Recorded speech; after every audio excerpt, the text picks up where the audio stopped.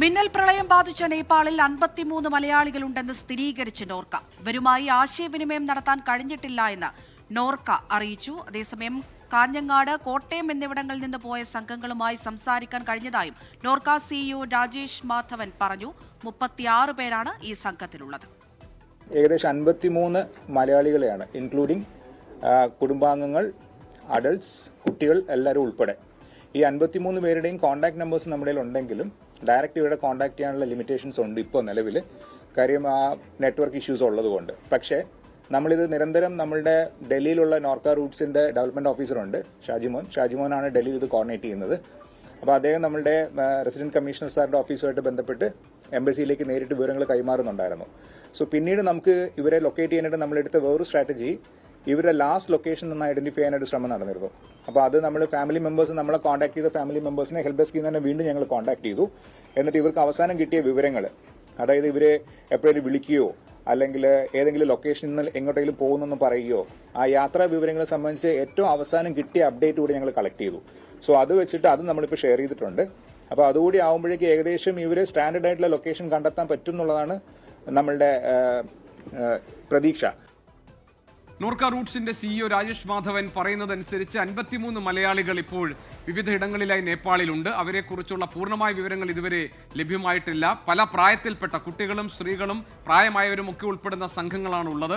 അവരെ ബന്ധപ്പെടാൻ ഇതുവരെ കഴിഞ്ഞിട്ടില്ല. അവരുടെ കോൺടാക്ട് നമ്പറുകൾ കയ്യിലുണ്ട്. പക്ഷേ വാർത്താവിനിമയ സംവിധാനങ്ങൾ തകർന്നിരിക്കുന്ന സാഹചര്യത്തിൽ പൂർണ്ണമായും ഇവരെക്കുറിച്ചുള്ള വിവരങ്ങൾ ഇതുവരെ ശേഖരിക്കാൻ കഴിഞ്ഞിട്ടില്ല എന്ന വിവരങ്ങൾ പുറത്തുവരുന്നു. അതേസമയം തന്നെ ദുരന്തത്തിൽ 165 പേരുടെ മൃതദേഹം ഇതുവരെ കണ്ടെടുത്തു. നേപ്പാളിൽ വീണ്ടും മിന്നൽ പ്രളയത്തിന് സാധ്യതയുണ്ട് എന്ന മുന്നറിയിപ്പും വരുന്നു.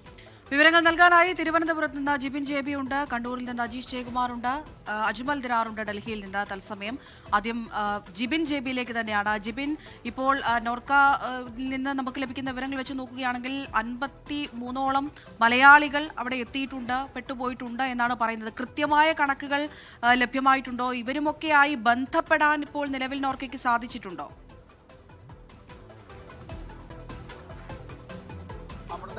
കൃത്യമായ കണക്കുകൾ ഇപ്പോഴും നോർക്കയുടെ കൈവശം ഇല്ല എന്നുള്ള കാര്യമാണ് നമുക്ക് പറയാൻ സാധിക്കുന്നത്. കാരണം ഇത് സംബന്ധിച്ച് ഈ നേപ്പാളിലെ മിന്നൽ പ്രളയവുമായി ബന്ധപ്പെട്ട 17 കോളുകളാണ് മുഖ്യമന്ത്രിയുടെ ഓഫീസിലും ചീഫ് സെക്രട്ടറിയുടെ ഓഫീസിലും നോർക്ക റൂട്ട്സിലേക്കും എത്തിയത്. ഇതിൽ നിന്ന് ലഭിച്ച വിവരം അനുസരിച്ചാണ് 53 പേർ ഇപ്പോഴും നേപ്പാളിൽ കുടുങ്ങിക്കിടക്കുകയാണ് എന്നുള്ള ഒരു വിവരം ഇപ്പോൾ ഇവർക്ക് പറയാൻ സാധിക്കുന്നത്. ഇതിൽ ഈ കാഞ്ഞങ്ങാട് നിന്ന് പോയ 36 അംഗ സംഘം ഉൾപ്പെടുന്നില്ല. അവരെ ഈ സംഘത്തോടൊപ്പം, ഈ 36 അംഗ സംഘത്തോടൊപ്പം ഒരു പോലീസ് സേനയിൽ മുൻപുണ്ടായിരുന്ന ഒരു ഉദ്യോഗസ്ഥനുണ്ടായിരുന്നു.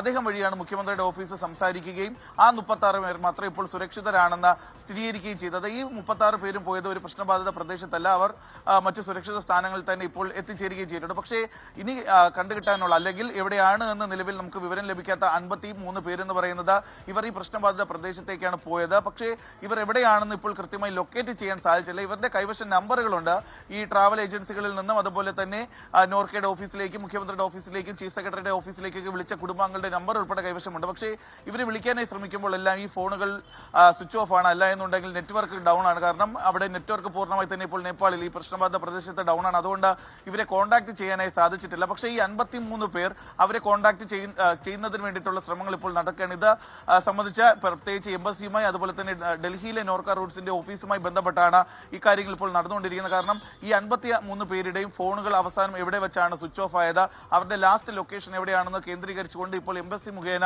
അത് സംബന്ധിച്ചുള്ള വിവരങ്ങൾ തേടുകയാണ്. അതിനുശേഷം ഈ കുടുംബാംഗങ്ങൾക്ക് ലഭിച്ച സന്ദേശങ്ങൾ, അതായത് ഇവർ ഈ അവസാനം വിളിക്കുന്ന സമയത്ത് എവിടെയായിരുന്നു എന്ന് പറയുന്നത്, ഇവരുടെ താമസം ഏത് ഹോട്ടലിലായിരുന്നു, ഈ വിവരങ്ങൾ കൂടി ശേഖരിച്ചതിന് ശേഷമായിരിക്കും ഈ 53 പേരെ കണ്ടെത്തുന്നതിന് വേണ്ടിയിട്ടുള്ള കൂടുതൽ ശ്രമങ്ങൾ നോർക്ക റൂട്ട്സിന് നടത്താൻ സാധിക്കുകയുള്ളൂ. കാരണം നിലവിൽ ഇതിനകത്ത് നേരത്തെ ജിബിൻ പറഞ്ഞതുപോലെ തന്നെ കാസർഗോട്ട് നിന്ന് പോയിട്ടുള്ള ആളുകൾ, അവരുടെ വിവരങ്ങൾ നമുക്ക് കിട്ടി. 36 പേർ സുരക്ഷിതരാണ് മലയാളി സംഘം. അതിൽ വിവിധ ജില്ലകളിൽ നിന്നുള്ള ആളുകളുണ്ട് എന്ന് നേരത്തെ പറഞ്ഞു. അതിനുശേഷം പിന്നീട് ഇപ്പോൾ നോർക്ക റൂട്ട്സിന്റെ സിഇഒ രാജേഷ് മാധവൻ പറഞ്ഞത് അവരെ മാറ്റി നിർത്തിയാലും 53 മലയാളികളെ കുറിച്ചുള്ള വിവരങ്ങൾ ഇനിയും കിട്ടാനുണ്ട്. അവർ കോട്ടയത്ത് നിന്നും കാഞ്ഞങ്ങാട്ട് നിന്നുമൊക്കെ പോയ സംഘങ്ങളാണ്. അവരുടെ ടെലിഫോൺ നമ്പറുകളുണ്ട്, പക്ഷേ അവരെ കോൺടാക്ട് ചെയ്യാൻ കഴിയുന്നില്ല. എന്ന് പറഞ്ഞാൽ അവിടെ വാർത്താവിനിമയ സംവിധാനങ്ങൾ തകരാറിലാണ്. മിന്നൽ പ്രളയം ബാധിച്ച ഇടങ്ങളിൽ ഗ്രാമങ്ങൾ ഒലിച്ചുപോയ സംഭവങ്ങളിൽ 40 കിലോമീറ്റർ റോഡ് അപ്രത്യക്ഷമായിരിക്കുന്ന സ്ഥിതിയിൽ അവിടെ നിന്നുള്ള വിവരങ്ങൾ ശേഖരിക്കുക എളുപ്പമല്ല. അപ്പോൾ ഈ 53 മലയാളികളുടെ കോൺടാക്ട് നമ്പറുണ്ട്, പക്ഷെ അവരെ കോൺടാക്ട് ചെയ്യാൻ കഴിയുന്നില്ല. അതിൽ ഇനി തുടർ നടപടികൾ എന്തായിരിക്കും? അതിനെക്കുറിച്ച് എന്തെങ്കിലും സൂചനകൾ നോർക്ക സിഇഒ നൽകിയോ? നോർക്ക CEO രാജേഷ് മാധവൻ പറഞ്ഞതനുസരിച്ച് നേരത്തെ പറഞ്ഞതുപോലെ അതായത് ഈ 53 പേരുടെ നമ്പർ ഉണ്ട്. അപ്പോൾ ഇവരുടെ ലാസ്റ്റ് ഈ ഫോൺ എവിടെ വെച്ചാണ് സ്വിച്ച് ഓഫ് ആയത്, അല്ലെങ്കിൽ ഇവർക്ക് അവസാന ഘട്ടത്തിൽ ഇവർ എവിടെയാണ് ഉണ്ടായിരുന്നത് എന്നത് സംബന്ധിച്ച് ഇവരുടെ ഈ ഫോൺ നമ്പറുകൾ ട്രേസ് ചെയ്തുകൊണ്ട് ലൊക്കേഷൻ കണ്ടെത്തുന്നതിന് വേണ്ടിയിട്ടുള്ള ശ്രമമാണ് ഇപ്പോൾ നോർക്ക റൂട്ട്സിന്റെ എംബസിയുടെ ഭാഗത്ത് നിന്ന് നടത്തിക്കൊണ്ടിരിക്കുന്നത്. മാത്രമല്ല ഇവർ ബന്ധുക്കൾക്ക് അയച്ച സന്ദേശങ്ങൾ, ഇവർ ഏത് ഹോട്ടലുകളിലാണ് താമസിച്ചിരുന്നത്, കാരണം ഈ കഴിഞ്ഞ ദിവസം ഈ അപകടം ഉണ്ടാകുന്ന ദിവസം തന്നെ ഉച്ചയ്ക്ക് ഇവർ പലരും ബന്ധുക്കളെ കോൺടാക്ട് ചെയ്തിരുന്നു, മറ്റു സ്ഥലങ്ങളിലേക്ക് പോകുന്നു, ഇന്ന സ്ഥലങ്ങളിലേക്ക് പോകുന്നു എന്നുള്ള വിവരങ്ങൾ ബന്ധുക്കളെ അറിയിക്കുകയും ചെയ്തിരുന്നു. അപ്പോൾ ഏതൊക്കെയാണ് ആ പ്രദേശങ്ങൾ, ഇവരുടെ ഫോൺ അവിടെ വെച്ചാണോ ഏറ്റവും അവസാനമായി ഈ റേഞ്ചിന്റെ പരിധിയിൽ ഉണ്ടായിരുന്നത്, ഈ വിവരങ്ങളാണ് ഇപ്പോൾ നോർക്ക റൂട്ട്സ് ശേഖരിക്കുന്നത്.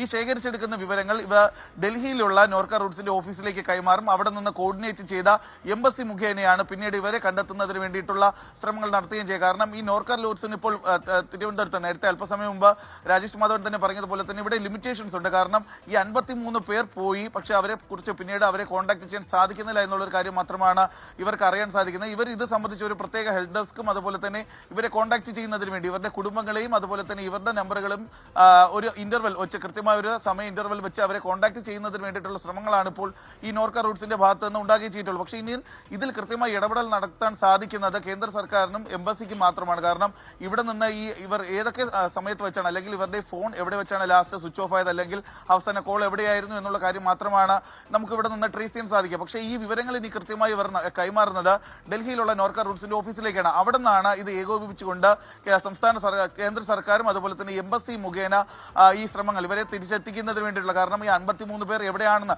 ഈ 53 നമുക്ക് അമൃത